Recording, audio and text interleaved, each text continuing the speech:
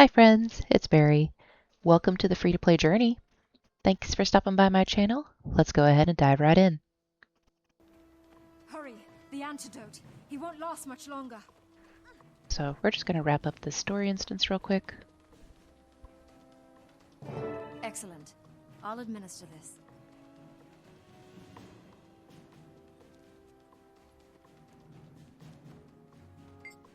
He's coming around.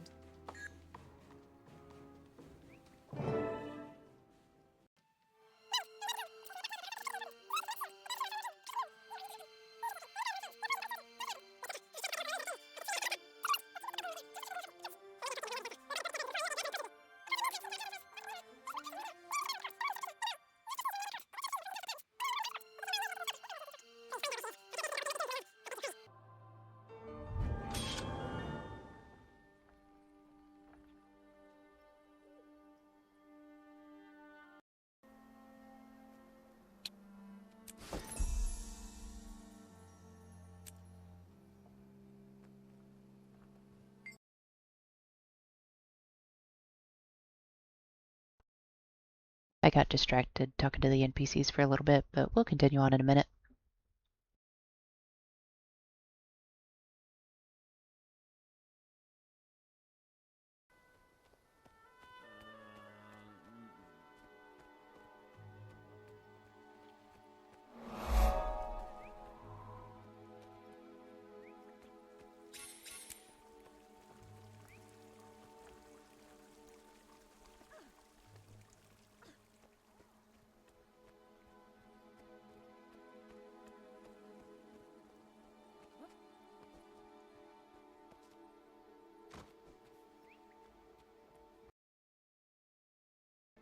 So sometimes with these story missions, you'll see that the closest green blob might be just a little swirl. That's just telling you the closest exit that you can take to get to your story. But sometimes if you zoom out, you can see my point is way over here. So if I just follow the green line, I might go walk all the way out to this exit, whereas I could just take this waypoint here, but we're not going to do that right now. I just kind of want to explore a little bit, maybe map clear this area.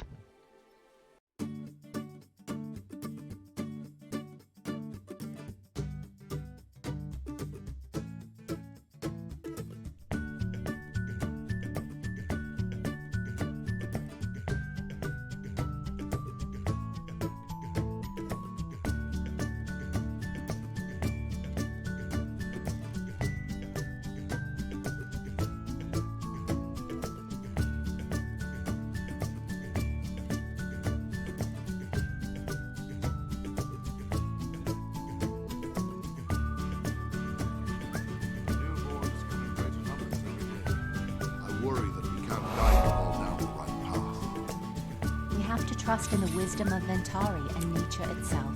If they come, it's for a good reason.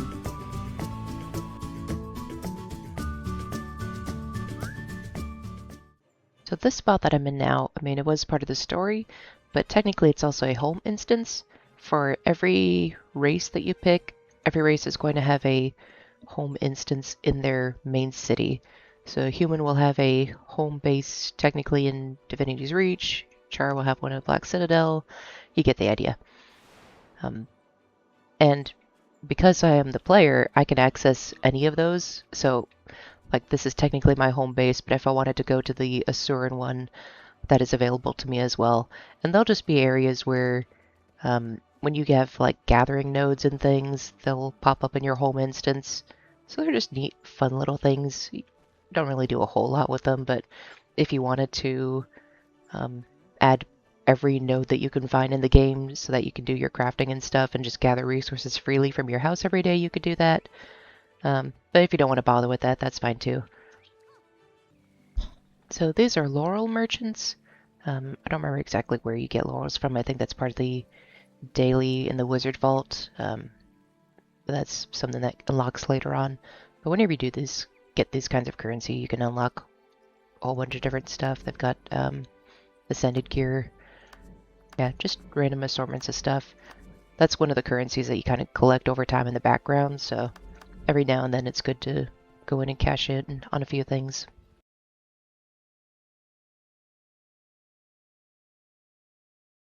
Now here's something that's a little bit interesting with the karma that you see. Every city and race has cultural weaponsmiths and cultural armorsmiths. So they are weapons and armor that can only be bought by that specific race. So I think most of these I've unlocked elsewhere, but the armors especially, they can, if I'm in a Sylvari city with a cultural armorsmith, I think they're a level above me or so, but they can only be bought by Sylvari characters. And Char have them, humans have them, they have them in every major city. So just a little something that's interesting. Karma is another currency that you just kind of build up over time in the background without really thinking about it. I'll challenge her new love to a duel. But you lost to him last time. This time I'll be ready. I'll practice until my hands bleed. Breaking the tenets of the Ventari tablet? No, I suppose not. But it's my choice and my responsibility. Why are you angry? Your choices affect me because I love you. When you hurt, I hurt.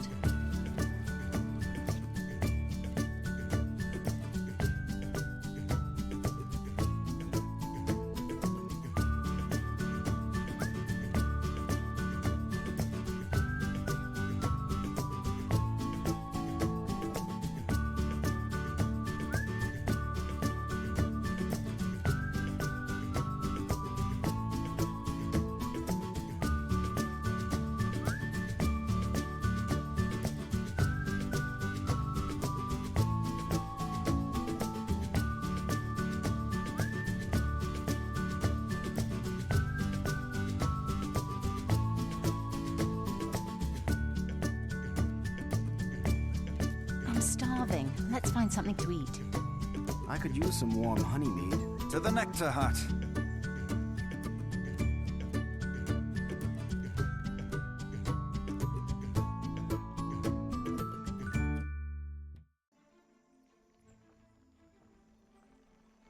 So here's a merchant that sells some of the gathering tools. I'm not going to bother with any of these fancy ones.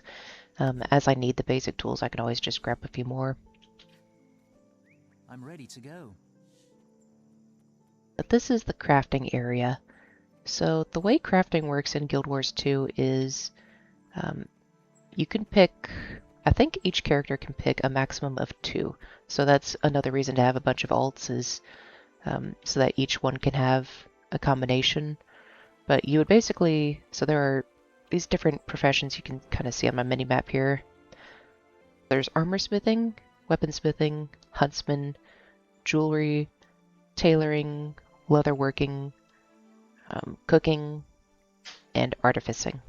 I believe those are all the professions. And so they'll be used for different items. Artificing is kind of like all the magical items, potions, a bunch of random stuff. Weaponsmithing is all the weapons, obviously. Armorsmithing is different armor types for the heavy armor. For lighter armor, you need tailoring, medium armors, leatherworking.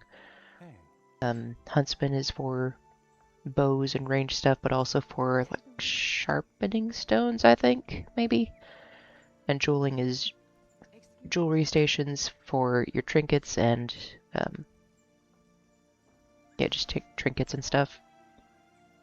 Cooking is also important too because as you make cooking supplies, those are buffs that you have. So there are a lot of really good different professions that you can choose from, but you can only choose 2.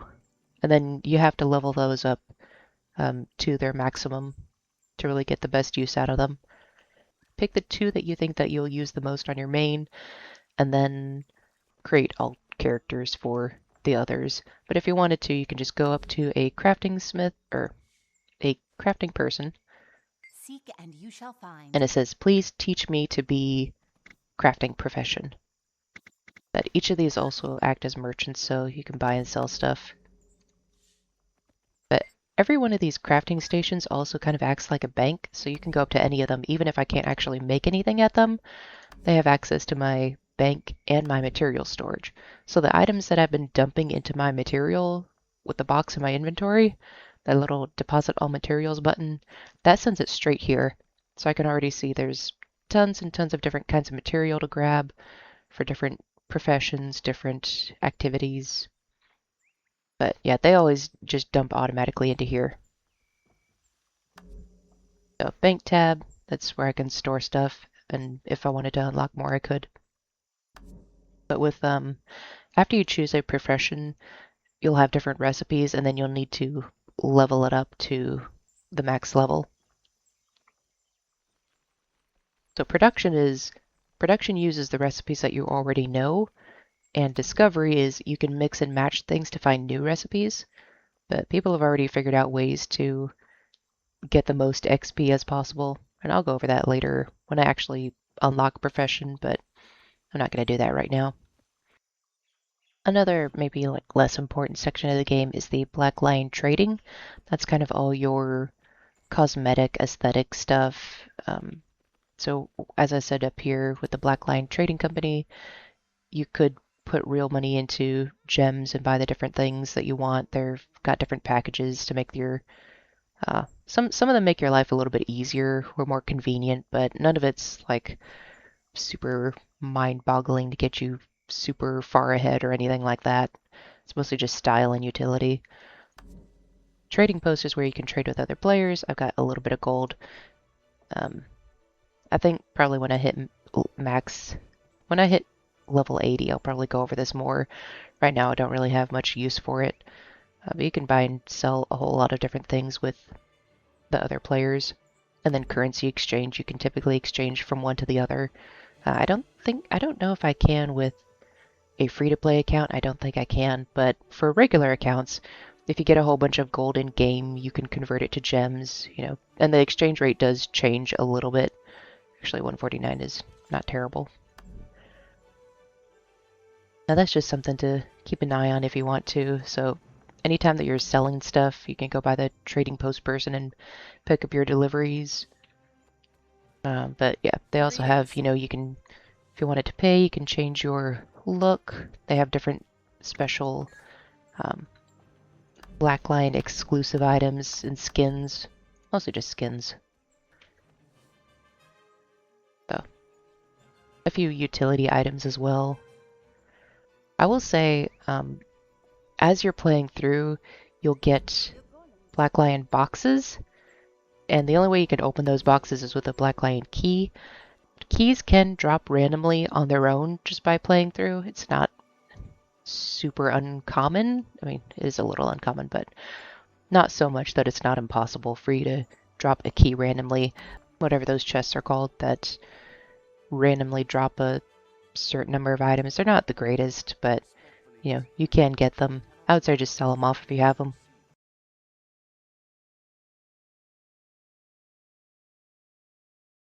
Something I forgot to mention with the different crafting professions that you can grab.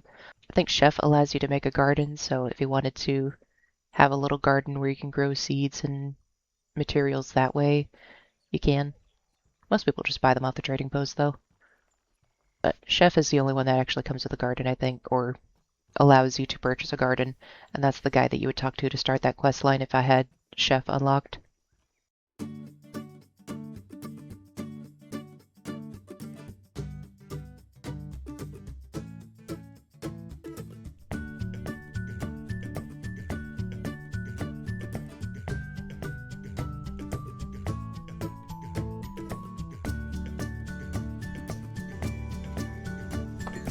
I scattered rose petals around the hut and made a special dinner for him. How did it go? Sadly, he doesn't love me so well. He never arrived.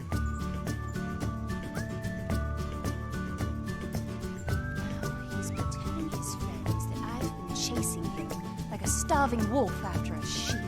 Cat, what are you going to do?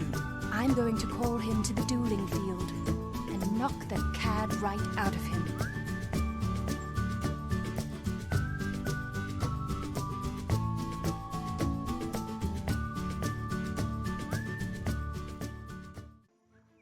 So this is the bank area. Every major city has banks that you can go up to and use. And here's where I can just store items. Nothing special, just a bank. Material. You can check your wardrobe. These are this one particular with the bank is every single cosmetic piece in the game for every weight class, every weapon skin, every outfit, every mini, every gathering tool. So some people make it their quest to go and collect all these. I'm not that worried about it, but it is kind of neat to see what you've unlocked already. Or if you're looking for a particular piece, you can try them on and see kind of what they look like and figure out where to go find them.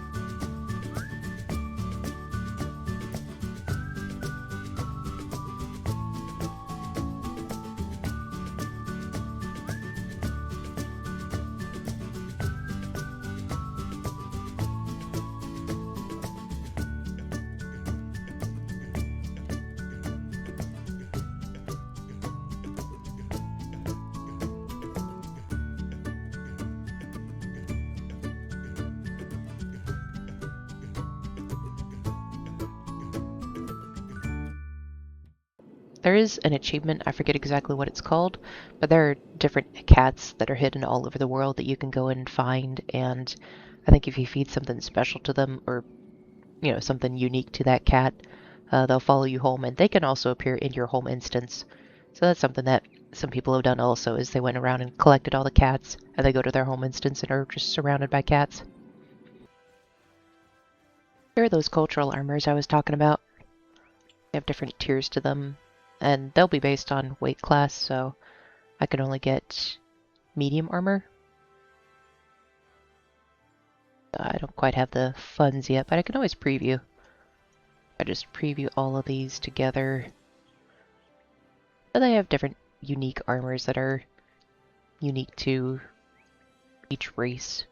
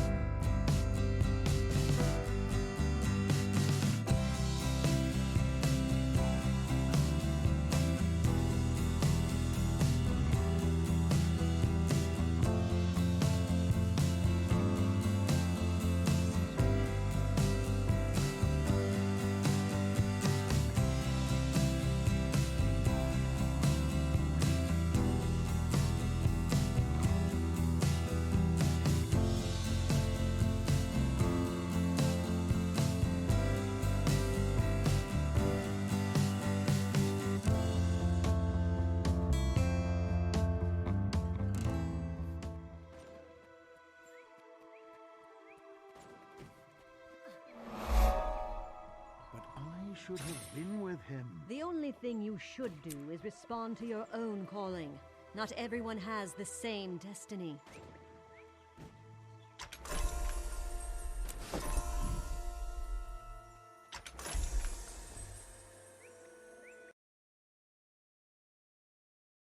So every time I unlock a piece of armor, I unlock the skin that goes with it.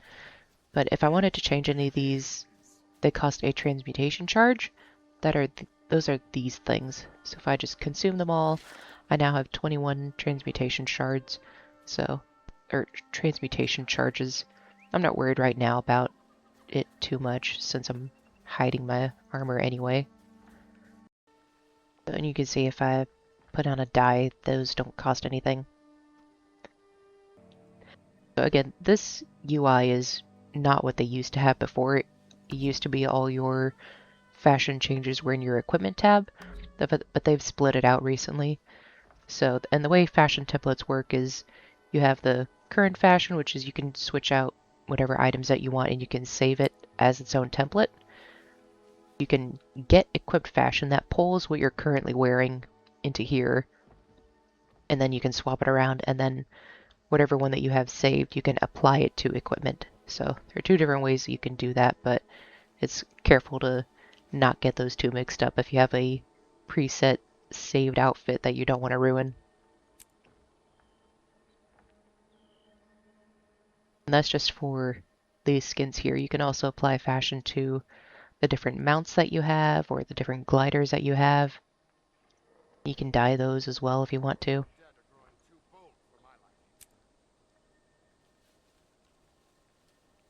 And tools, they have different harvesting tools that look fancy, like little birds or whistles or things that have a little cute animation as you're harvesting. Regular tools are just regular animation though.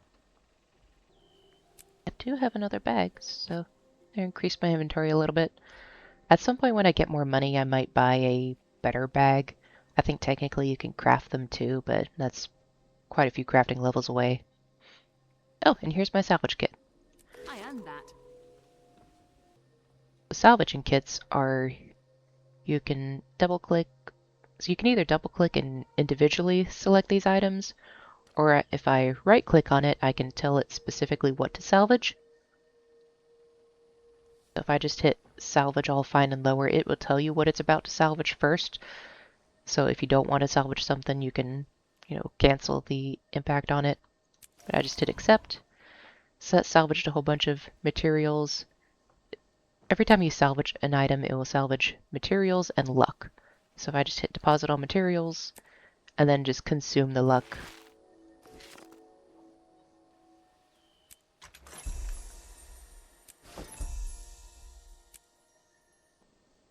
And later on, when I actually want to go for a specific build, I'll get gear for that, but while I'm leveling, gear doesn't really matter. Just keep getting whatever green numbers you see, and that's fine. Yeah, so it's always good to have a salvaging kit on you. You can salvage some of the other items.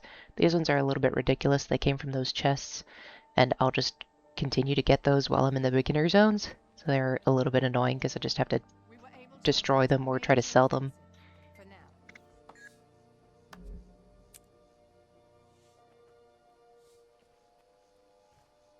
Red caps were part of a heart that I did earlier, or an event, so since the event is over, I don't need them. That I can just sell at Trading Post. And that's going to be it for today's session. Thanks for joining me on this episode. Remember to be kind, you're never alone, and always hope. Bye!